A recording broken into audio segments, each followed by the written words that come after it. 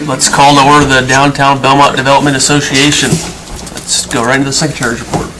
Thank you, Mr. Chairman. The minutes from your February 21st meeting of the DBDA are included in your packet. So you can take a look at that and entertain a motion to approve those minutes.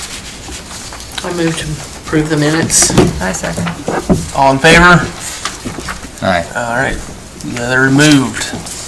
Anything else on the Secretary's report? No, sir. Let's move into the staff report. All right, staff report. Sponsorships for the DBDA / Main Street Concert Series. We've had a couple of sponsorships, which have been good. So the city approved an annual $20,000 sponsorship of the DBDA annually, which would include Friday Night Live, Nightmare on Main Street, Christmas Village, and any other activities that we take on. So that was very generous of the city to offer that support. The Belmont Tourism Development Authority, I did a presentation to them for a headline sponsorship. They voted and agreed to provide a $3,500 headline sponsorship to the DBDA.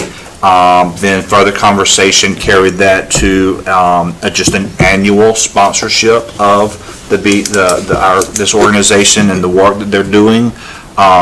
So that if we had, so we basically said we have a room for 4 headline sponsorships. So the BTDA said that if we had 4 other organizations or corporations that wanted to be a headline sponsor, that we do not necessarily have to list them as a headline sponsor, but because they were going to support this organization and the work that we're doing. So that was a very generous offer. We have Standard Distributors basically has said that they would continue to sponsor us, but they'd like to set up a meeting. And so Adrian, that's my understanding that Adrian is good friends with, is it Tim? That so Adrian and I need to set up a meeting with Tim and go visit just to kind of sit down and say hi. So, but they, I've been told that they would again provide a sponsorship to a headline sponsorship for the concert series, which again would carry out through the entire year. I sent out, you have your application, you have one of these in your file, sponsorship application, and I need to, I'll email this to you electronically as well. I meant to do that previously. I developed a list of corporations around town, developed a nice little letter, sent them one of our sponsorship applications. Unfortunately, I have not heard back from any of them, and so I'd like to send you a list of those corporations so that if you know someone there, that if you run into them, our organization sent you an application, we would really, appreciate some type of support. So I'll send that out. I'll email that to everyone today. I also wrote a grant to CaroMont Health. Sent them, part of the packet was, sponsoring this organization. I requested a $15,000 support. So I wrote in, a title sponsorship request to CaroMont Health. That was submitted about 2 or 3 weeks ago. Of course, it's for their new fiscal year, which starts July 1. And so I'm not quite sure when I haven't really found when they're going to provide, who the recipients of their grants are. But I did write a grant for that. The Community Foundation grant, I have communicated with Aaron, who oversees those Community Foundation grants. As you well know, that we received a $7,500 grant last year to do the lights on the building. And so I believe this grant is due at the end of April, Even as of yesterday, the website has not been updated. I would really like to, but I did talk to, oh gosh, now I'm drawing a blank, Ted Hall's daughter. Allison Cottingham. Allison Cunningham, thank you, Adrian. About this grant, I had a conversation with her. She's on the committee that oversees the grants for Belmont. They love the lights, but they have asked that the grants need to be more, they would like for them to be more of an art focus.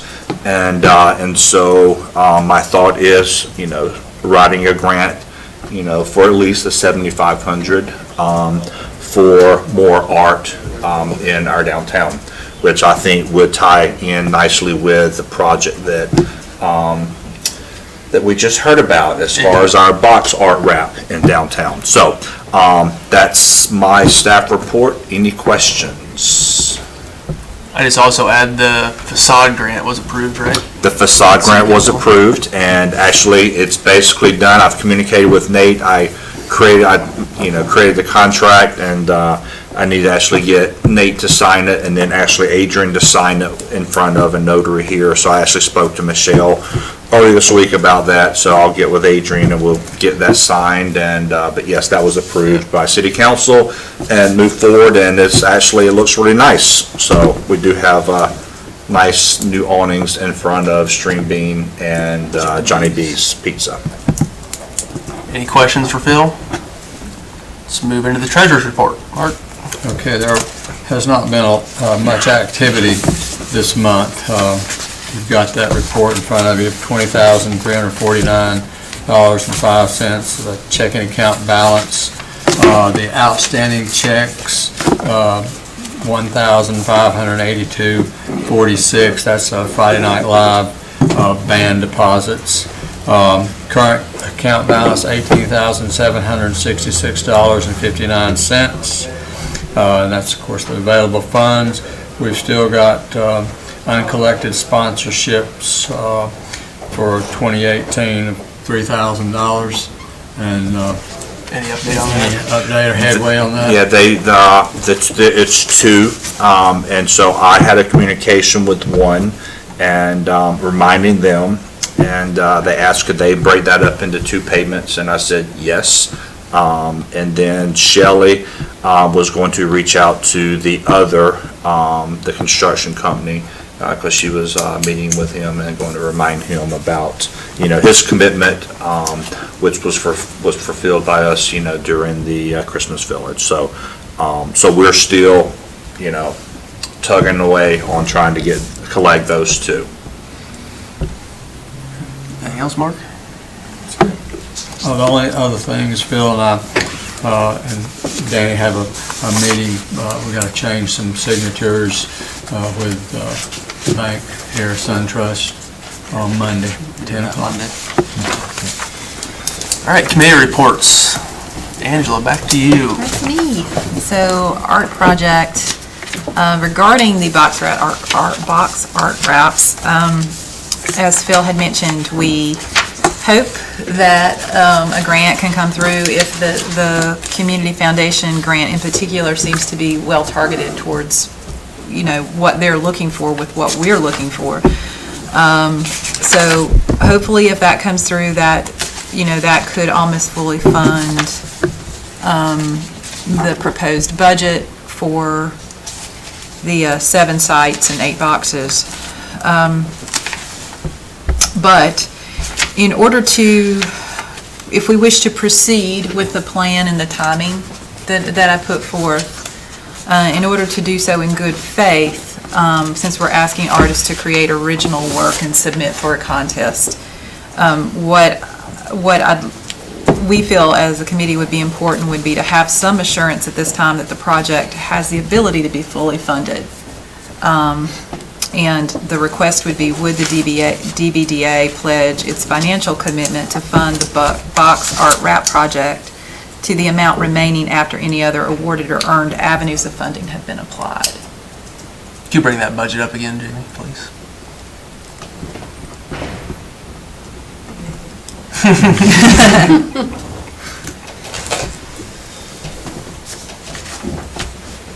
while she's doing that, what's the confidence level that the community foundation will come through with the grant? What's your thoughts?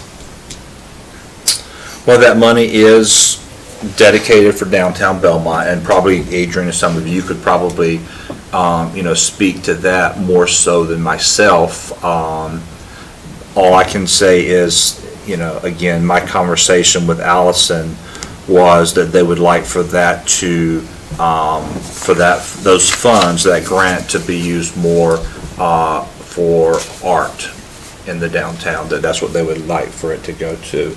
And was she talking downtown, is she talking Main Street, or is she talking all three districts, which we've got proposed here? Well, I think when we say downtown, I just don't know if that's encompassing her. all three of the districts.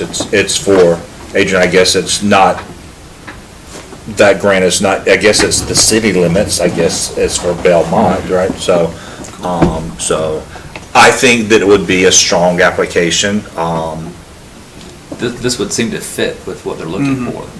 Could I make a comment from the audience? Yeah. Well, you're a board member. I know, but I didn't know the hierarchy. You didn't want to sit here. People park their cars in the same place, things of that sort. Basically, this project won't go forward unless you can give that assurance, is basically how it is, because the time frame. The only question I'd ask of Mark is, and it might be a hard question to answer, of that fund balance, how much of it is restricted, that's obligated to future bills? How much of that fund balance is kind of unrestricted? Does that make sense? In other words, when you sit down and do your budget of this 18 or whatever thousand, you know right now that so much of that has to be paid for something that's a coming obligation.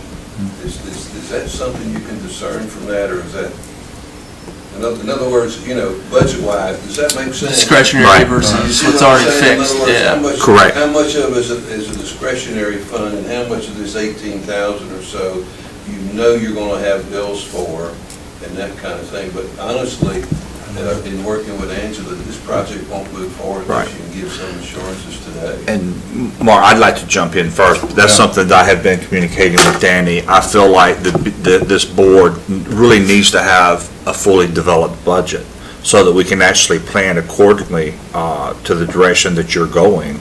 I think it's very important for us to look at how much money we're bringing in, what our annual expenses are for our events, but then, because I feel like this board really should be making some commitments such as this, as far as having that impact into the community, because I feel like that's going to make a difference when we continue to go out and ask for support. Yeah. So that they see that we're investing more into the community instead of just throwing a party or putting on a concert. And so, as far as kind of just big picture, so it's hard to directly answer your question because we do not have a fully developed budget, and that's just something Which we're meeting with on Monday. So next week, Danny and I are meeting to start really try to lay the tracks on, to develop a budget for us so we can really start looking and planning and looking at projects to implement, for this board to make an impact in the community. But overall, and I wish I may have it in there. I'm trying to. Overall, when we were meeting with the city council, as far as putting forth that $20,000 request, the concerts, Halloween, and the Christmas Village.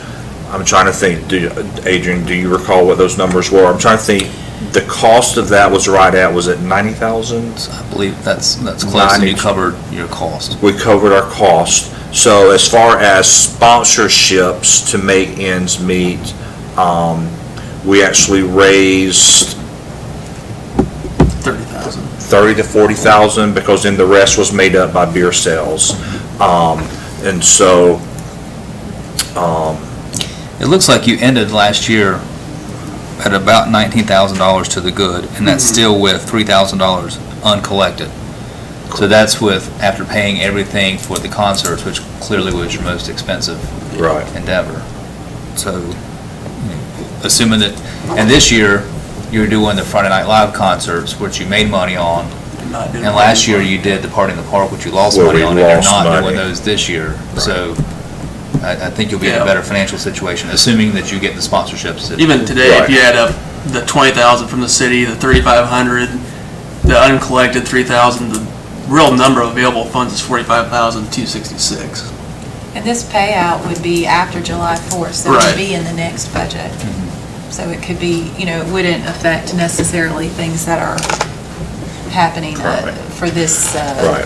Basically, When- all the concerts will be. When does the Community Foundation notify you that you did or did not get their grant? The $15,000, or no, the community foundation. 7,500. And I guess I would have to defer to somebody like last year. Yeah, I don't remember. As far as last year's application, it was due with end of April the 24th, and that was 2018. They have not updated, and in my communication with Erin, she has not provided me with a very specific due date, and so I'm not for sure exactly when. Does anybody recall when approximately they received notice last year on the grant for the lights? Adrian, do you recall? I'm looking their stuff up right now. I don't recall now. I don't even know if they Here's the- operate on a, Ron, do you recall, are you familiar with when we received the notice on the grant, that $7,500 grant? It would have been submitted by April 24th, and so I don't know, Sister Nancy. It was early on because it worked. It was early. So, But Phil, how do you feel about finances as far as making a recommendation in reference to the design committee's request? I feel comfortable knowing, because currently right now, we've paid the deposits for the concert series for our bands. And so knowing that we have money coming in already from the city, the Belmont Tourism, Standard Distributors, we've reached out to Waste Pro and some other corporations. My perspective is you have to really invest and do something to get a return. And so I feel like if this board invests in some projects such as this, I think it's going to be easier to say, these are the types of things, this is the impact, these are the types of projects we're doing in the community, so that to get more buy-in and support from corporations. So I hear you saying you want to go forward with it. I would like to go forward with it because I feel confident Just come out and say it. through my Phil. I will beat the bushes. I will hit the pavement to try to fund. No, in my conversation with Allison, I feel like even Allison and some of the other people that serve on that committee that award those grants, I think the work that's going on in downtown, I think they know that is a product of this group. And I think doing a request, I think with this, I think it's a strong application, so. So we need to take a leap of faith and approve this for the design committee. From the Belmont Tourism grant, that's just, we can do anything with that, correct? Well, no, it was specifically for Sponsorship, right? sponsorship. Concert. I requested for the concert series and Halloween and Christmas Village. Yeah. They voted on that and said yes, but then they came back and said, you can count on that, regardless of, if you have 4 other headline sponsors, we're going to support you. But that's So- $3,500 that this board Either doesn't way, have we to can, spend. right, we can allocate. That however frees we up like. $3,500 that Right. you otherwise would have Right. spent at the concert. So- Right. Right. And, but of You ready course. for a motion? right. I am ready for a motion. I'll make a motion that we move forward with this signal box wrap, and this board will backfill whatever funds we don't raise through grants and sponsorships. I'll second it. All in favor? Aye. Any opposed? That's Motion moves. Thank you. I have confidence that Phil will find the money. Yep. And Sister Nancy, take that flyer tonight. All right, let's move right. You got anything else? No. Where are we at? Business recruitment incentive committee report. Is that you, Mark? Well, the only thing, I don't really have anything specific on that. The only thing is this survey. We're hoping to gather some data from all the businesses and see, what people need. Like, let me just pull this out of there. Let's say there was, we had talked about permitting or something like that. Let's say people were having problems knowing what permits they needed and funding that piece of the pie. Well, then that might be something we would look at as a business recruitment incentive. But until we get data, on that, then we're going to have to look at the big picture. Right. Yeah, and I want to kind of piggyback off of that. We put this here more as kind of a topic of go ahead and introducing to this board as far as looking at future work in the community. We made a proposal, had a conversation with City Council last Monday night about business recruitment incentives. And so I would like to just put that plug on this board, as well as looking at in the future if we start generating money or have additional resources to also somehow provide some type of incentive, what it may be, as part of business recruitment. For example, I mentioned the hardware store. I'm in communication with that potential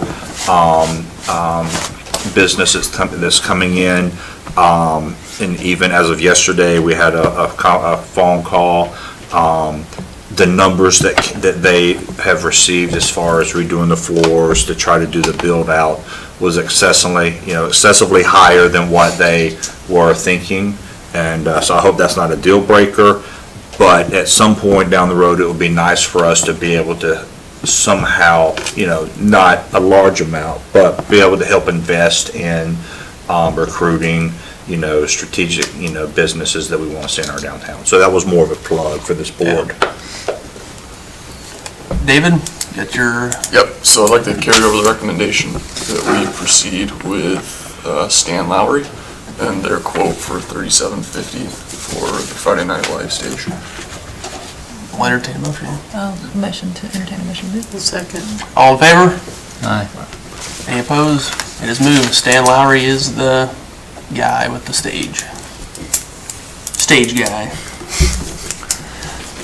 Chair report, I don't have much. Like we were saying, the biggest thing, we'll meet Monday for the budget, which will kind of give everyone guidelines on how we're going to move forward. Really need to start working on sponsorships, getting more money in outside of the norm, which the city and everything else, we need to be able to get businesses on board like we have in the past. So that's going to be a big push.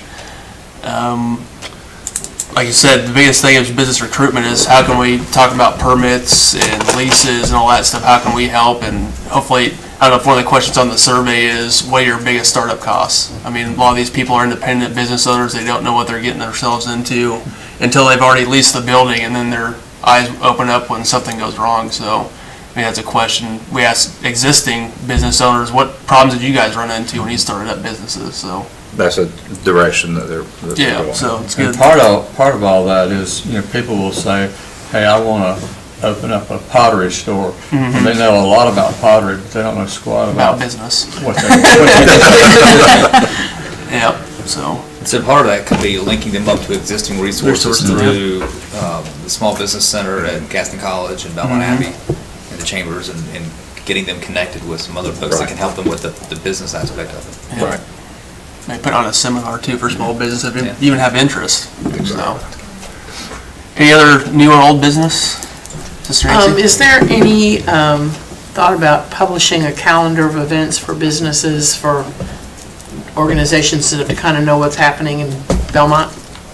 I know we used to do that on a We've got a calendar of basis. city events and DBDA events. I guess it's a matter, are you thinking, like if you're having a Right, we special incorporated event. what the businesses did, and that was a nice, I think, service Right. Yeah. that we I believe that's provided. on David's radar already. Yep. So You just get it's- the information from those businesses if you're having a special event. A featured Right. artist, for example, at Bliss. Like we've got a show coming up, it's a juried show, starting in April. Yeah, that'd be great. And ultimately, the kiosk will be able to incorporate even information that like that. So that would, once that's up and running, that'll be another resource. one of the biggest things too we've talked about in the promotions committee is not just promoting our own events, but promoting business events, all downtown And events. as I said, we used to do that Right. once upon a time, and I think the businesses really appreciated that. And It'd be so great. it'd be nice Make to, we Facebook could do posts it and things like again. that. Yep. And assistance, as I've been getting out, talking to business, I share that, if y'all have something, let me know, so we can also, put that on our social media to Okay. help support, so. I think we can visit at our next promotions committee meeting how we can best capture that information in mass, whether it's businesses submitting We've got that to breakfast us. with the Easter Bunny coming in April. All right, any other, I would just add, you mentioned that you're going to talk about the budget for the DBDA. The city's budget process really kicks off Monday evening at 5 o'clock at the police department. It'll be our first budget workshop with the city council. That'll be sort of big picture stuff, and then we'll have several workshops. In that process, we typically will have the required public hearing on the budget, the first council meeting in June, and then adopt it either then or sometime in June. So as you're thinking about what you want to do, whether it's the Main Street program or the DBDA, that would require city assistance, get that to Phil and Shelley soon, because we're starting to really ramp up what we're going to recommend to the budget. We'll recommend to the city council for the budget. thank you. And those are all public meetings, so you're welcome to attend. All right, any other business from anybody? We'll adjourn. Thank you all for your time. Phil and Danny, I need to see you guys before y'all head out. Okay. Can I see you for a second? Yes. Lay the tracks. You want to see Mark first? Let Marcy and then, then because Danny's got to scoot. Yes. Now, there's, Obviously, we want to make sure we get it right, so that's what that's all about. Welcome, everyone, to the March 21, 2019 meeting of the Belmont Planning and Zoning Board. Chair will entertain a motion to set the agenda. So moved. Is there a second? Second. Any discussion, all in favor? Aye. And the motion's carried.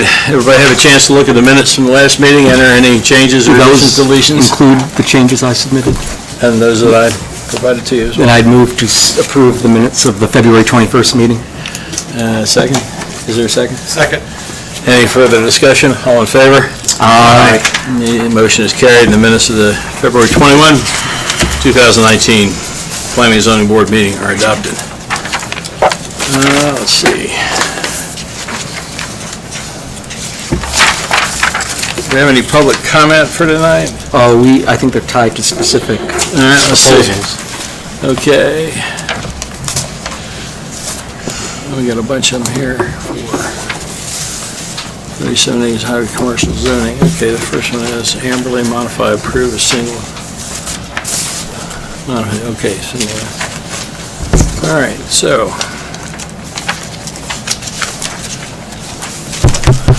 What do you think? Want to do this first? No, I mean, don't we give Yeah. the presentations? Well, I mean, do it that way if you want, yeah. Isn't that how we normally do it? Well, go ahead. You want to do the first item, which is Amberley, they modify a previously approved single-family residential community. Yes, thank you, Chairman. And board members, as read into the record, this is Major Development Plan 2019-03 for a subdivision called Amberley.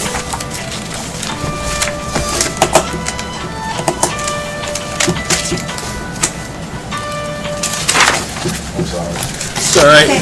It's being recorded, we're okay. Okay, a little music session. This request is a major development plan, and just as a reminder, this board sees various types of projects and has different types of authorities. With a major development plan, it's more of an administrative review.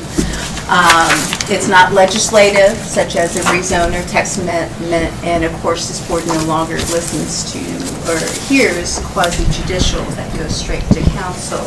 So a major development plan is required when a proposed project and its use is consistent with the existing zoning classification. That means it doesn't need to be rezoned, it's sort of considered a by right.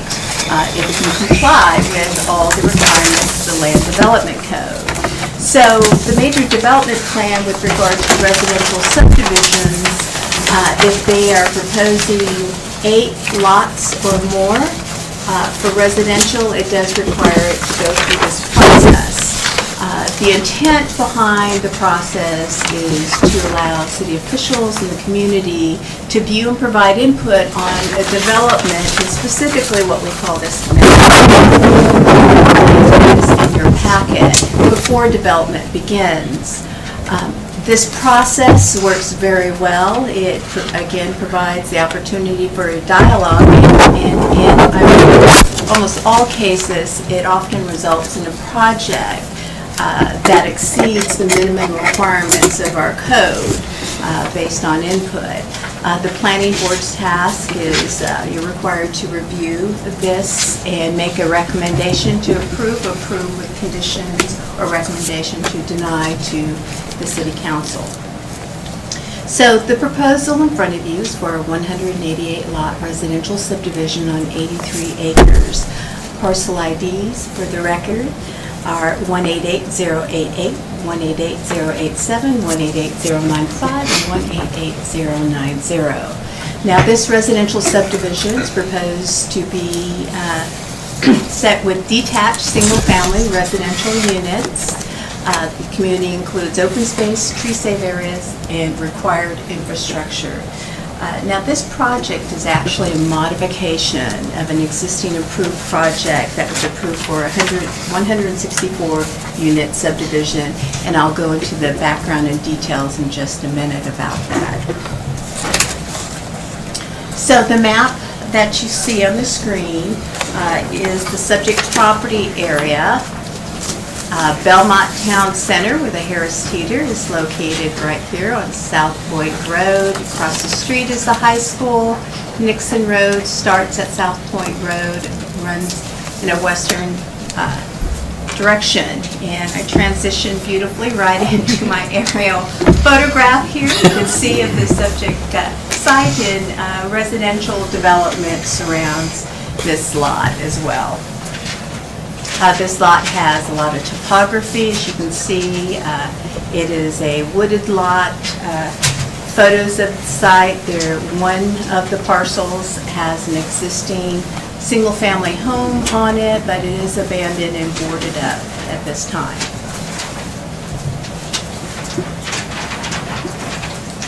So the original approval was approved, went through the same process. The major development plan was approved in 2017 with conditions.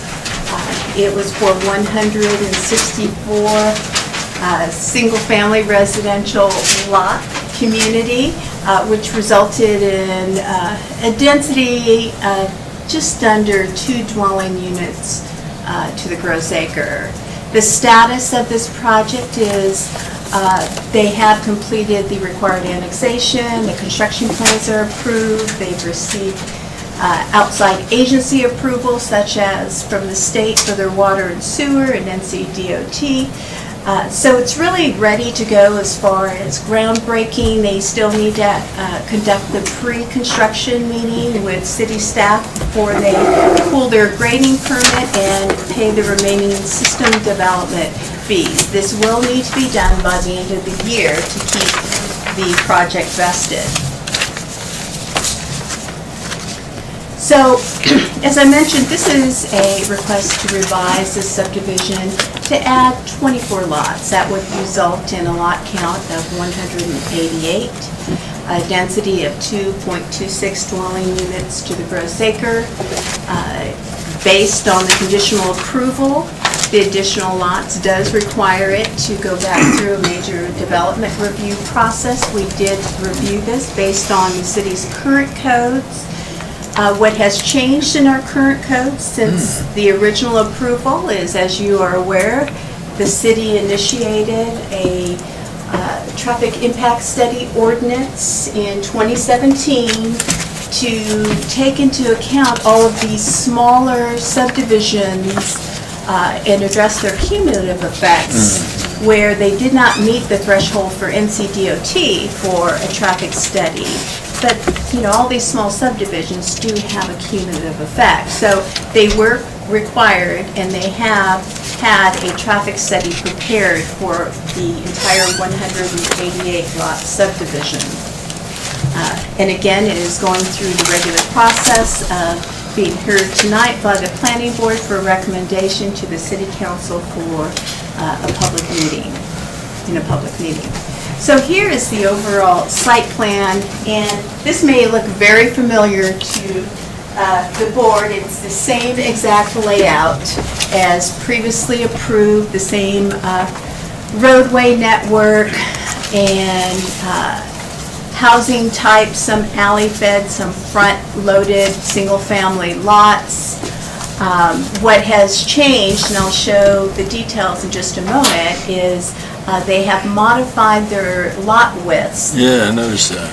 In order to take in the additional proposed 24 lots. So here, the table that's provided on the screen and in your packet as well, they outline some of the performance standards. And what I did is, the first column represents the performance standards for the general residential zone, the existing zoning on the property. The middle column is what was approved in the original approval, and then the new proposed performance standards. So we'll start with the minimum lot width for what we call an alley lot, meaning it loads from behind in an alley. The minimum lot width for these type of lots in the city is a minimum of a 30-foot wide lot.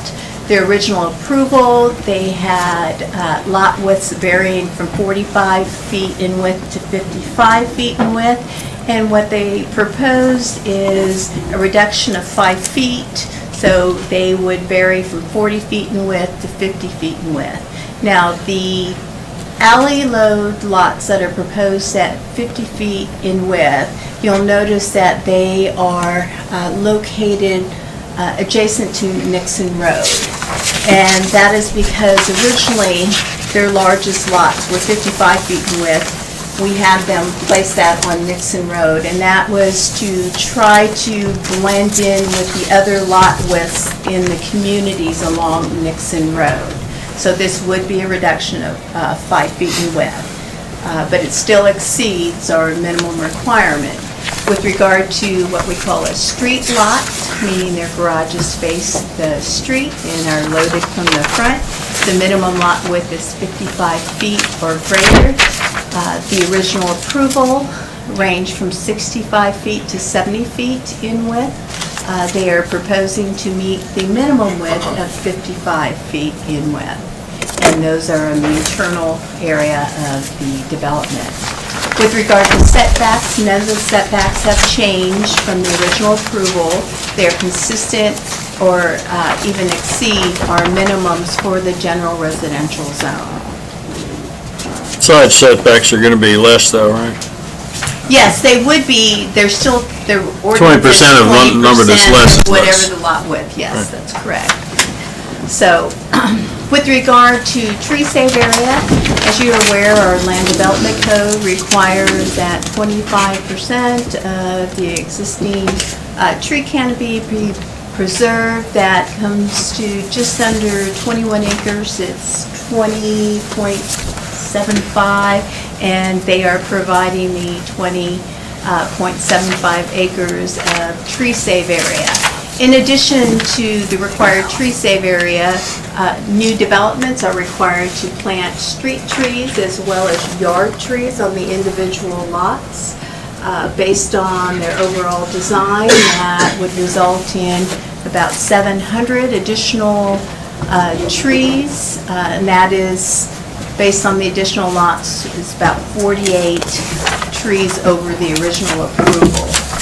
So by the time all the trees are mature and everything's planted and the dust has settled, there should be a return of about a 38% tree canopy for that community. With regard to open space, per the ordinance, they're required to have 7.85 acres of open space. They have provided over 37 acres of open space. With regard to street design, it has not changed from the original approval. Nixon Road is currently a 60-foot right-of-way. The future plans for Nixon Road is an 80-foot right-of-way. And the applicant, where they control the property, is required to dedicate 40 foot from center line to help meet the future needs of that 80-foot right-of-way. And that equates to about just over a half acre of additional street dedication. They are required to have a gutter and a 10-foot wide multi-use path along Nixon Road, including street trees and street lights. Yes. Sorry. Yes, sir. Now, according to the report, Nixon Road isn't completely built out That's through correct. this development. Explain that to me. Nixon Road is, and maybe I can let our transportation engineer. Nixon Road currently dead ends in a cul-de-sac area, but it is platted to extend further. Part of their requirement for their development is to build out that road. Are they going to build it out to 60 feet or 80 feet right away? They will build it out, well, with the improved requirement for turn lanes, which we'll get to, it will vary. But they will dedicate the area, they'll place the multi-use path in an area where if it is widened in the future for a bigger project, it wouldn't have to be torn up. This small area plan that's coming for the small along the river there. Plan abuts this property. Yes, so the question is, the roads that are coming up through that, we've discussed this before, as a need to make sure that there's plenty of way for the traffic that now is clogging South Point Road. Eventually is going to be alleviated perhaps by a parallel road that goes up The through there. Belmont Mount Holly connector, which is supposed to run north and through south, that. and Nixon And how wide is Road that road is planned. supposed to be? Is that going to be a 4-lane or 2-lane or 3-lane? It is undetermined at this time. Well- I think it's on the, maybe, I'm not sure. I believe it's on the, within the comprehensive transportation plan for the MPO, it's identified as a 4-lane facility. Well, if that's 4-lane and this is only 3-lane, you're going to have a bottleneck up there, right? No, Well- it depends on the direction of traffic and how it flows. You typically have main arterials Right. going through maybe north-south, and then smaller collector roads that intersect. So is the 3-lane designed so that there'll be 2 lanes going one way at certain times of the day and 2 lanes going the other way at certain times of the day? I don't think the full 3-lane, and we're talking about what's planned in the future, the Yeah. 80-foot right-of-way. I don't think it has been completely designed at this time Yeah. of what that will look like. Well, yeah, I understand it, but what we're supposed to do is plan for the future. So I could- Indicative in our name. So wouldn't the question be, is an 80-foot right-of-way, does that have the Adequate? does it have the capacity to? Yes, that 80-foot right-of-way requirement came out of the MPO here. We contacted them, we asked what the future roadway designation for Nixon Road is. They said a 3-lane cross-section. I asked, well, what's that width? They said 80 feet. With that information, they are required to dedicate, if they own both sides of the full 80 feet or just half the side, and there's other private property owners across the street 40 foot from center line. So the right-of-way will be there for the future. Okay. Thank you. Well, yeah, I mean, because what you're getting at is there enough room to build a large enough road to accommodate the capacity going in and out? And really that's determined not by this project, but by the size of the right-of-way. Okay. And so the question would be, is the right-of-way large enough to accommodate 4 lanes or 3 Okay, lanes? well, if we're thinking 4 lanes for this project that's coming in the future, the small area plan, right? I got that term right there. That's coming up on the on the east side of the South Fork River, right? If we're gonna have a four-laner there, right? The question that I have is the right-of-way in this project where that's gonna tie in, right? Is that gonna be sufficient to allow a four-lane going through there? Or do we not care if it's not a four-lane at that point? Aren't they telling us we need 80 feet? And so that's what the city's doing, is Yes, requiring they them said to provide, Dixon what Road they in the future is Okay. anticipated to be a 80-foot right-of-way. We've conditioned it in the previous approval and this approval as well to comply with that. Good. The small area plan, the only thing I'll add is a small area plan. When and if that Yeah. gets started, they will do a traffic analysis for the entire 1,100 acres and look at the intersecting roads to ensure that it's a network that works. Good, thank you. Okay. Traffic analysis. So as I mentioned earlier, that what's new in the ordinances today that was not in place during the original approval is Chapter 16, specifically Section 16.4 of the Land Development Code requires a traffic impact analysis if it meets the city's threshold, which is lower than NCDOT's, because again, our intent behind that ordinance was to capture the smaller developments, have them mitigate their impacts, so to offset the cumulative effects. The way our ordinance is written, that the traffic consulting firm, they work for the city and not for the developer, so the city has a contract with Kimley Horn. Although they work for us, the developer is required to pay for the traffic analysis. So with that, I'll bring up Mackenzie and Keehan or Stephen Blakeney to provide the overview of the traffic analysis. And give me one moment to switch this.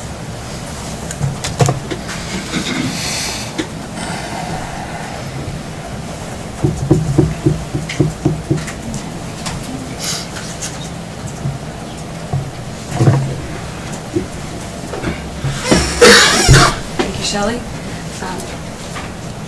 My name is Mackenzie Keehan with Kimley Horn, and as Shelley said, we did the traffic impact analysis for the Amberley development.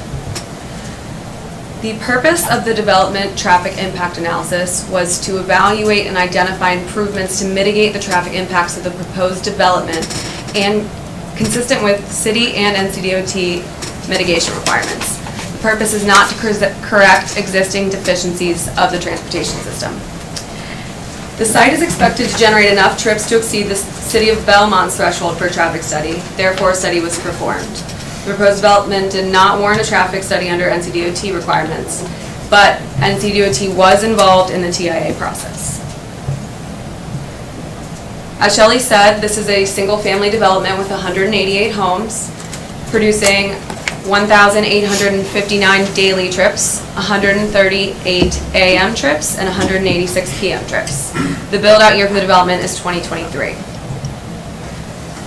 On the screen, you can see our study area, which includes 4 intersections on South Point Road, which include Keener Boulevard, R.L. Stowe Road, Bellwood Road, and the South Point High School / Red Raider Run intersection. And then there's 4 intersections back beyond Nixon where the development is, and that includes Nixon at Southridge Drive and Rachel Ann Drive, and then Nixon Road at 2 of our new access points. Included in the scope of the study were 5 approved developments within the area, and those include River Mist, Belmont Town Square, McLean, Belmont Town Center, and Belmont Middle School. As you can see on your screen on the left, we have the background laneage, and that includes all of the existing laneage and the approved development laneage. All approved development laneage has been installed with the exception of the Belmont Middle School laneage, and that is included in the bottom of your screen at the Belmont Middle School intersection. To the right of the screen is the identified mitigation improvements, and that includes a southbound right turn lane on South Point Road at Nixon Road with 100 feet of storage, and 2 right turn lanes into the site at the site driveways with 75 feet of storage each. So to give you a better picture of that, this is a close-up on the aerial of South Point Road at Nixon Road with 100 feet of storage being added for a right turn lane. And this will help carry traffic into the site, and it'll also help mitigate the delays at the intersection. So we go back to our background delays. And then our 2 right turn lanes at the site were warranted by NCDOT turn lane warrants, and NCDOT agreed with our recommendation to provide these. That is the end of our presentation. If you have any questions. Yes, I have a question. Yes. So, and this might be a joint question for both you and Shelley, but, so, this development, as originally approved, was 164 units. Yes. And it was approved before we required the traffic impact analysis. Now that they come back and they want an amendment, they're required to do the traffic impact analysis, and we have the mitigation that you recommended. Yes. So, if I understand correctly,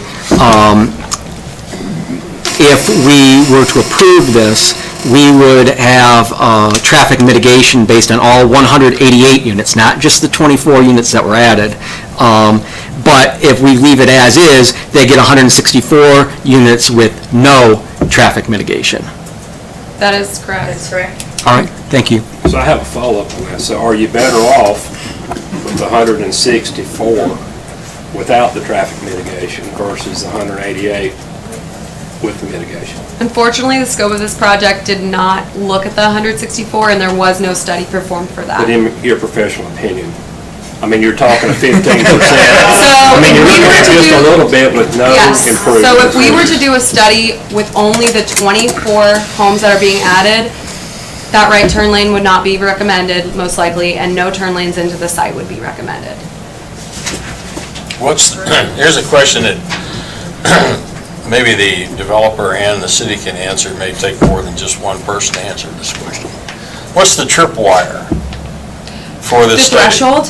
The threshold. So the city of Belmont threshold is 100 trips per peak hour. So 100 in the AM, 100 in the PM, or 1,500 daily. I got that. But obviously the number of homes, right, that is now proposed. Oh, yes. Right, there was a certain point where we had 100, what was it? 64. 164.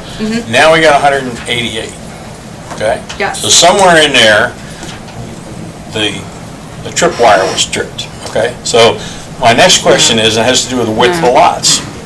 Okay? What if we were to say, no, we're not going to approve you cramming these into smaller lots? Okay? Because obviously there's, to my mind, there's no reason to have to shorten the number of lots except to put more homes in there. Okay? So my question is, if we were to say, yeah, we're going to approve everything, but we're not going to allow you to change the width of your lots, that might decrease the number of homes, and then the question would be, do we still meet That wouldn't. trip? How would that, we wouldn't be approving anything because the whole. To clarify too, when the original approval happened, this was prior to the ordinance, so 164 may have actually tripped your threshold. Okay. That answers the question. I got it. So 164 now, that qualifies for TIA. Got it. Yes, yes. Okay. Thank you. But the follow-up on your question is, if you didn't approve the 188, does this, by coming in before here, and they decide to go back to the 164, can they still build 164 without it? Yes, that was already answered, and the answer is yes. My question. The whole thing is, this is a process. I So understand. by being in this process, that doesn't automatically kick them into, it's like going for rezoning, but it's not. They just come in and ask for a. Understand. My question is, if the lot size were to stay the same as the originally approved, okay? Then there'd be no point to any of this. They couldn't get the extra. Wait a minute. They had. If we said what would be the point of us approving it but keeping the lot, I mean, the whole point to extend to grow the development is to decrease the lot size. So if we said, I thought they annexed some more land or something, didn't I read that? No? No, so the project, when it was approved, one of the conditions is there was property that was still in the city's ETJ. Right. And they needed to, but it was part of the original approval. So I was just going over that they have annexed the property, they have gotten approved construction plans and other permits from the state, so they have vested their right for the 164-unit community, and they need to pull their permits by the end of the year. Yeah. So. But to be clear, they have not added land to the They have not developed area. added land into the original site. It was always a condition of approval, that the 4 parcels are the same 4 parcels from the original approval. so if we were to decide not to approve that condition, we might as well not approve the entire request. Because I don't think the request is viable without that condition. That may be the case. But Shelley, I got one Yes, question. So it yes, sir. sounds to me like they're not asking for any relief, right? They're meeting code They are on meeting- everything? Is That's that correct. They still meet or exceed the land development code requirements. Just not exceeded as far as they once did. They've had close to Yeah, it. whether it's Okay. open space or everything's still the same. They're in Okay. compliance. The only thing they're proposing to do is to change the minimum lot width, or change their lot widths. Which And it's trips it. still consistent with the zone.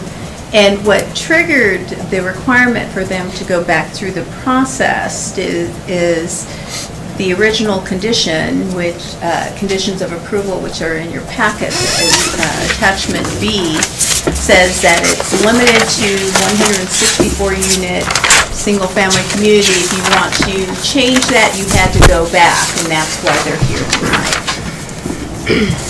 So it wouldn't, I mean, I guess it would be tripped because of the date in which they're making the request. You know, if they had come to go back to Neil's point, you know, if they had come to us with 164 now, that very well might have tripped the That TIA. would have met the threshold. So if Yeah. it was starting today, a 164-unit, single-family development would trip the threshold and be required to do the traffic study. So can we take from that some amount of the traffic study was needed even with 164?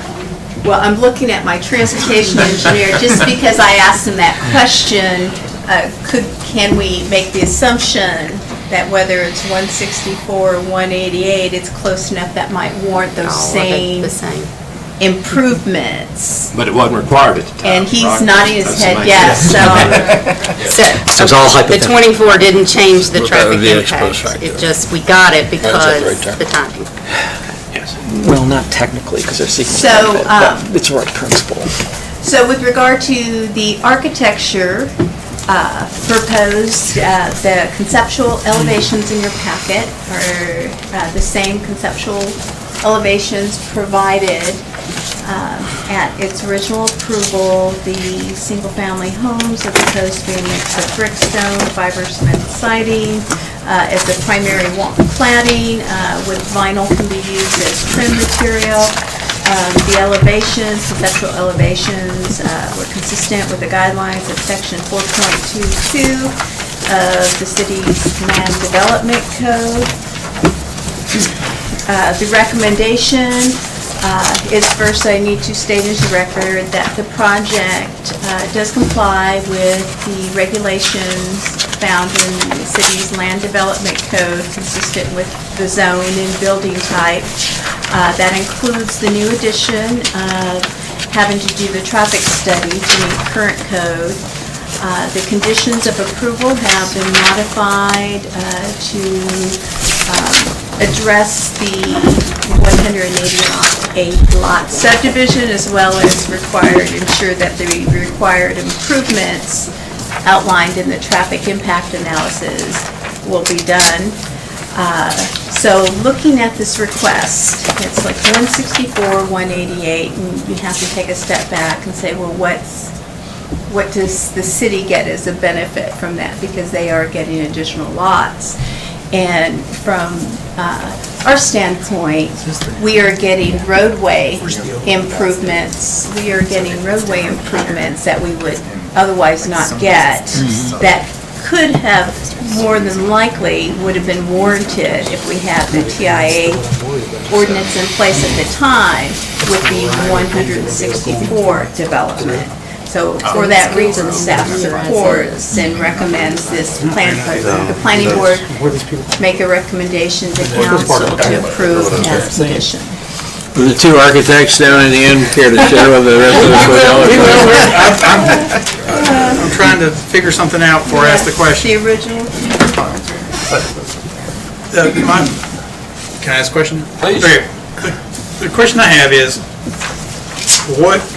how many of the plans do I have seen that are proposed are going to go on the alleyway on Nixon Road? In other words, am I going to get two house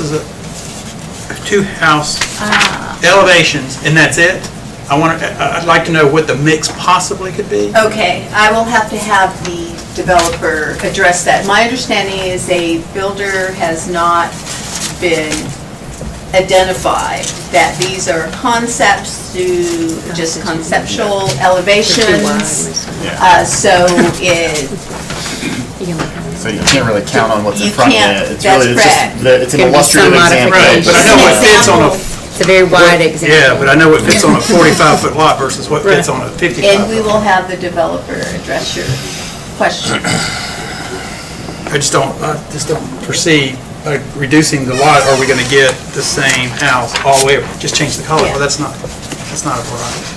Yeah, so you want a mix of elevations and styles, so they're not repeated. Yeah, I can't put this one on. Yes, well, of course, that would be a front loading. Right. That's not a rear loading. So the ones without garages, of course, I'm just not seeing much of loading. a variety. Okay, all right, I'll have the developer address that question. So, it's the opinion of the city, and staff, that the trade-off in making smaller lots to get the better roads is a good trade-off. Is that right? It is our opinion that the benefit of getting the roadway improvements for an additional 24 lots would benefit the city as a whole. Okay. And not just the developer. They've paid for Understand. traffic impact study as well as the required improvements. Yeah, I'm looking at it from the city's perspective as to whether this is this change is a plus for the city, as opposed to, in other words, we went to great lengths to try to minimize the growth on the peninsula, and now it seems that Right. And just for clarification. They still meet it, right? They still meet the 3 units per acre. The city placed the South Point overlay on large vacant properties on the peninsula to limit the density, overall density of those sites to 3 dwelling units to the acre. At the time this project was approved, so the overlay was not placed on it. This project still is below. Still is below, that's whether that overlay was placed on it. Got it, thank you.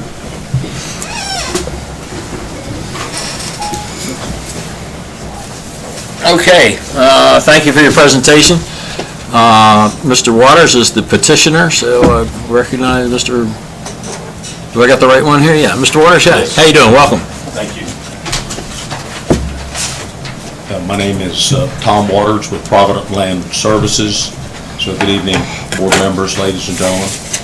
Some of my neighbors are out here, and some of the staff folks as well. So basically, I'm here to answer any and all your questions. The one that Mr. Hartley mentioned, as we identify a builder, the builders in the marketplace don't want to have repetitive homes either.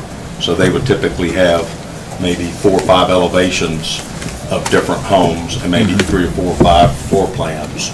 So that's just 1 or 2 that we pulled out of the package there. There will be quite a few others. What we're asking for is pretty straightforward, coming back in after the fact and wanting to make some road improvements, but we need to get a little more density The property, because of its topographic nature and some of the development difficulties, is really a challenge, a significant challenge. In the marketplace, a homeowner typically does not perceive very much value difference between a 55-foot front entry and a 60 or 65-foot front entry home. You still have the 20% setbacks in between the homes. As it relates to the alley homes, about 5 foot less on that, again, does not have any significant market impact.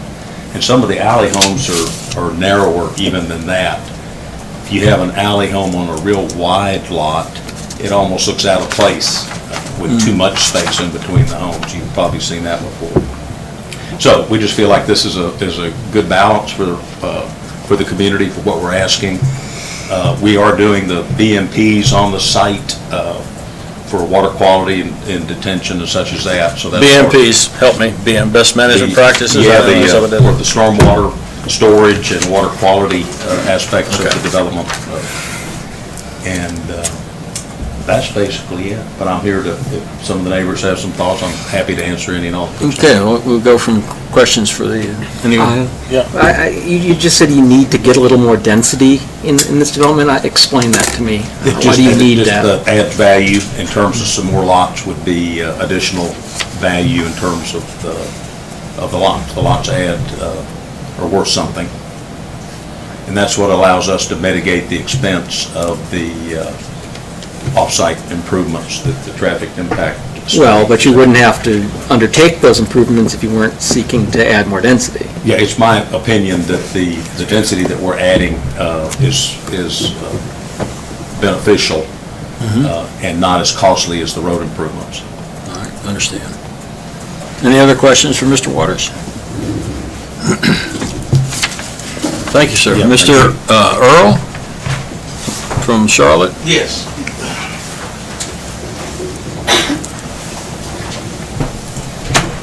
Good evening. My name is go ahead. My name is Christopher Earl, and I guess you wonder why a Charlottean is over here in Belmont.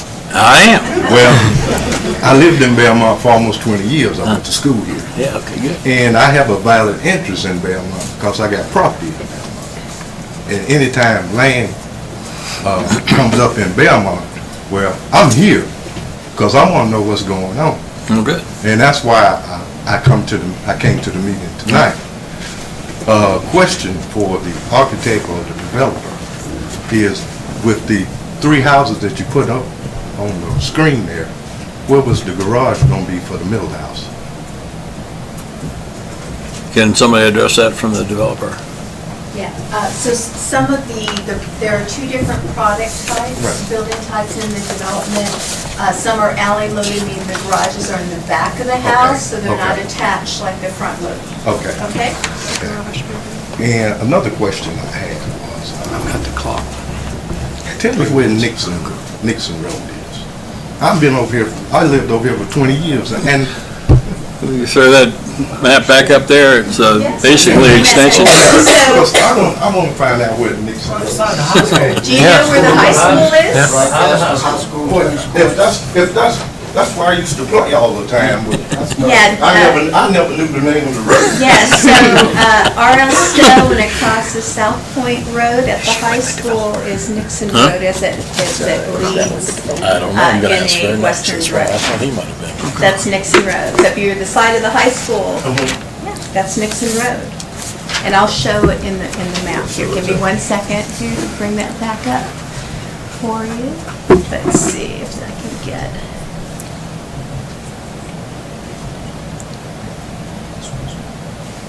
Let's see. Oh, I know why. There it is. Okay, so you follow the dancing pointer up here. Okay. This is Belmont, or excuse me, South Point High School.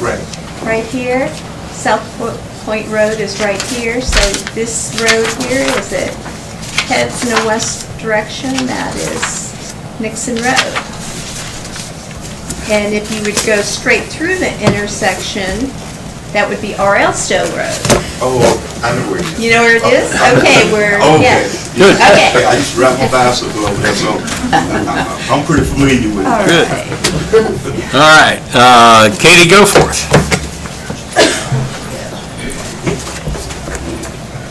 Evening. Good evening. My name is Katie Goforth, and my family and I live at 111 Creek Hollow Trail. I work as a realtor here in Belmont. I've met Mr. Waters in my backyard a couple of times through this process. To the best of my ability, I've tried reading through the traffic impact analysis related to the Amberley subdivision provided on the website. It's discouraging to me that we appear to be moving forward with this Amberley and now potentially increasing the amount of homes in the neighborhood based on the traffic analysis. And I'd like to just point out several concerns that have occurred to me from the report.